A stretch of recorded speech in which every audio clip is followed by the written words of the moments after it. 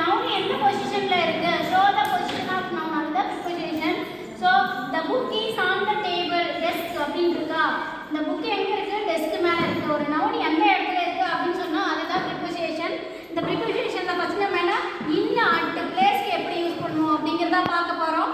in அப்படிங்கிறது எங்க country city பெரிய பெரிய ஊருக்குலாம் யூஸ் பண்ணுவோம் in district அந்த மாதிரி. இப்ப street ஒரு குட்டி சந்து இருக்கு இந்த ஸ்ட்ரீட்ல இருக்க இந்த ரூரல்ல இருக்க அப்படினு சொல்லும்போது எக்ஸாக்ட்டா சின்ன பிளேஸா இருக்கிறதுக்கு எங்க யூஸ் பண்ணோம் at யூஸ் பண்ணோம். எக்ஸாம்பிள் பாருங்க I live in Chennai at T நகர் இருக்கு. சென்னை அப்படிங்கிறது பிக் சிட்டி அப்ப in போட்டுருக்கோம் ஃப்ரண்ட்ல. T நகர் அப்படிங்கிறது சின்ன பிளேஸா அதனால at போட்டுருக்கோம். Next she works in Salem at KFC இருக்கு.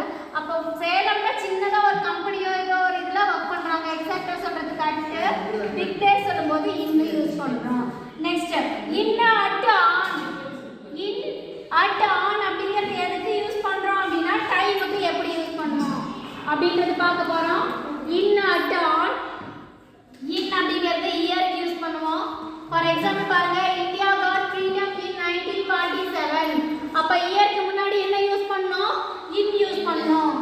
அடுத்து on நாங்க எங்க யூஸ் பண்ணா date month day on Monday on Tuesday on 5th சொல்லுமா அப்ப டேட் மந்த் டே என்ன யூஸ் பண்ணுவோம் on யூஸ் பண்ணுவோம். எக்ஸாக்ட் டைம் சொல்றதுக்கு at யூஸ் பண்ணுவோம்.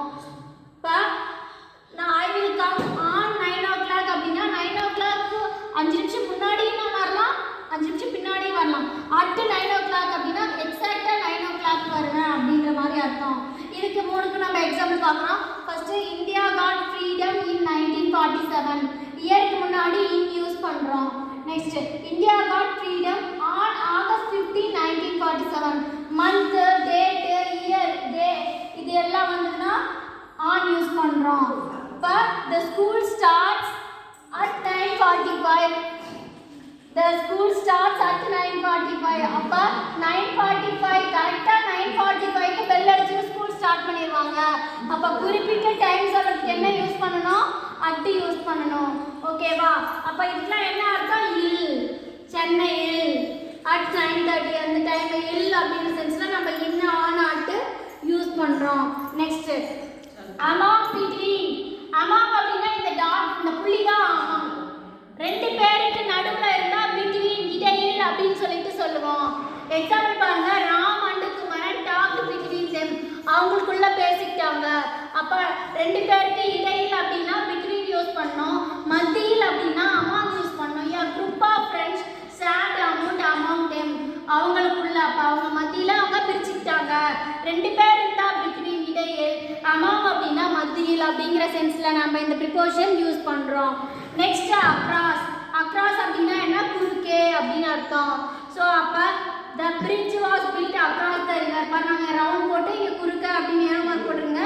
அப்ப the bridge is built across the river அந்த ரிவருக்கு குறுக்க இந்த bridge கட்டிருக்காங்க. அப்ப across அப்படிங்கறத குறுக்கே அப்படிங்கற சென்ஸ்ல யூஸ் பண்றோம்.